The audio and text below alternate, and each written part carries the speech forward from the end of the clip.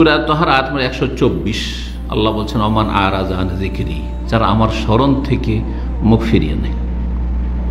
রমজান পরে কেউ যদি গাফিল হয়ে যায়, ফরজ ওয়াজিব ছেড়ে দেয়, হারামে ডুবে যায়, তাহলে সে যেন আল্লাহর স্মরণ থেকে কি করেছে?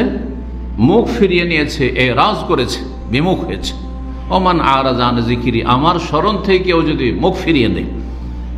আল্লাহর জিকির হচ্ছে উপকারী জ্ঞান, আল ইলমুন নাফি, কোরআন। সুতরাং কোরআন থেকে কেউ যদি মুখ ফিরিয়ে নেয়, আল্লাহর জিকির হচ্ছে রাসূলুল্লাহ সাল্লাল্লাহু আলাইহি ওয়াসাল্লামের হাদিস, ওহী, দুটোই ওহী। আল্লাহর জিকির হচ্ছে দ্বীনের জ্ঞান, আল্লাহর জিকির হচ্ছে আল্লাহর ইবাদত বন্দেগী। আমান আরাযা আন যিকরি, আল্লাহর ইবাদত বন্দেগী থেকে, ইলম হাসিল করা থেকে, আমল করা থেকে, বিশেষ করে ফরজ ওয়াজিব আমল যদি কেউ মুখ ফিরিয়ে নেয়, ফাইন্না লাহু মাঈশাতান দানকা, তাহলে তার জীবনটা হবে বড়ই অশান্তির জীবন, সংকুচিত জীবন, অশান্তির জীবন। যদি দুই দিক থেকে চেপে ধরে, কত অশান্তিতে আছেন আপনি। ভিড় ভাড়ের সময় কখন যে মুক্ত হবে, যখন ভিড়ে কোথাও ফেসে গেছে। যারা হজ করেছেন ভিড় ভাড়ের সময় আর ভিড়ে ফেসেছে, তারাই বোঝেন, আমরা জানি ওগুলো, যে এখান থেকে বেঁচে ফিরবো কিনা আল্লাহ ভালো জানে, এরকম পরিস্থিতি হয়েছে।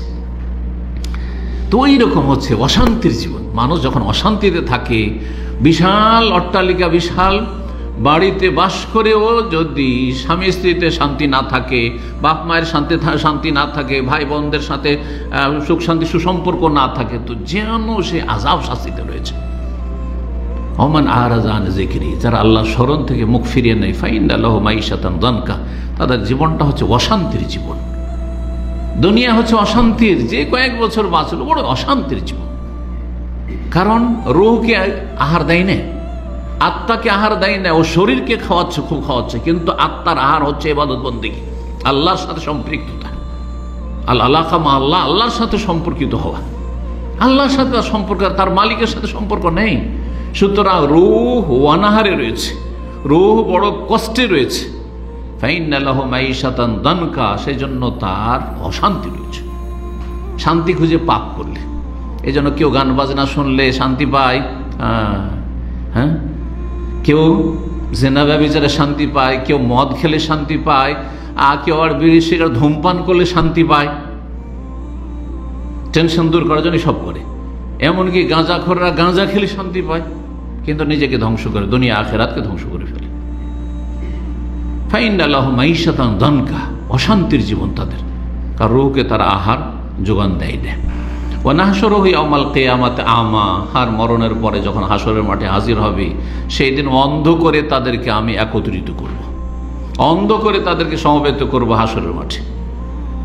ক্বালা রাব্বি লিমা হাশারতানি আমা, তখন বলবে আল্লাহ আমাকে অন্ধকারে কেন হাজির করলে? ওয়াকাদ কুনতু বাসীরা, আমি তো দেখতাম, আমি তো চোখওয়ালা মানুষ ছিলাম। ক্বালা কাযালিকা আতাতকা আয়াতুনা, আমার আয়াত বিধি বিধান এসেছিল, আদেশ নিষেধ, আকিমুস সালাহ এসেছিল, ওয়া আতুজ যাকাত, হালাল হারামকে জানো এবং মানো এসেছিল, আতিউল্লাহ ওয়া আতিউর রাসূল, আল্লাহ এবং রাসূলের আনুগত্য করো এসেছিল। কিন্তু ফানাসিতাহা, সেটাকে তুমি উপেক্ষা করেছিলে, ইগনোর করেছিলে, মানোনি, পরোয়া করনি।